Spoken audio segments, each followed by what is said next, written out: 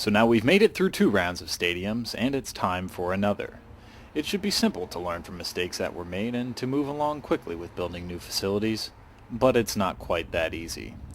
Teams now want to abandon their multi-purpose stadiums and have their own. So now the construction costs double. Secondly, teams now want to own their stadiums, taking control away from stadium authorities and the city.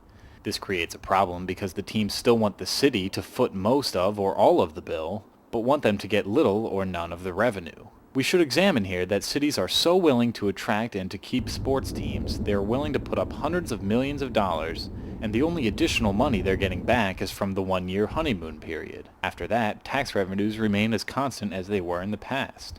And in the past, the old stadium was paid off. Most cities are likely to not meet their losses with the tax revenue coming in. In fact, you could even say that professional sports essentially provide nothing to their cities. In having the city pay for their stadiums, they're taking money away from other government programs.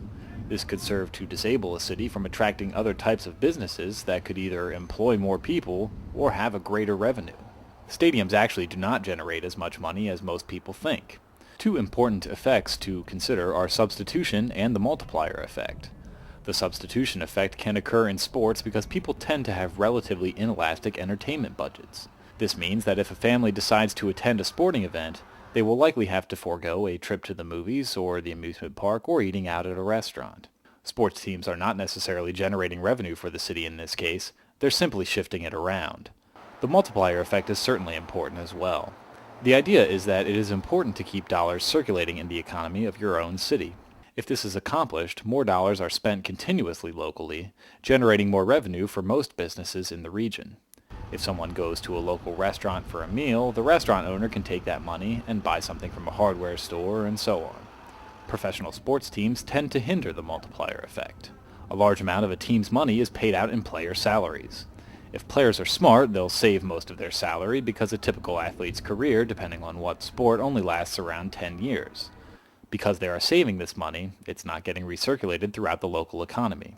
To make matters worse, once the player does retire, for someone who's played in a city like Philadelphia, it's likely they'll take their stash of bucks and move to a warmer climate and spend it there.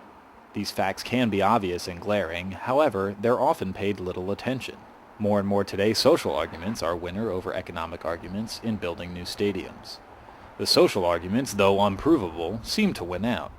People feel sports are essential to their city's morale or psychological well-being. Many don't want to pay the cost of building new stadiums with their own tax dollars, but would be crushed to see their beloved team leave or fold. On the contrary, there are probably just as many who care nothing for sports and would definitely like to see the hundreds of millions of dollars spent elsewhere.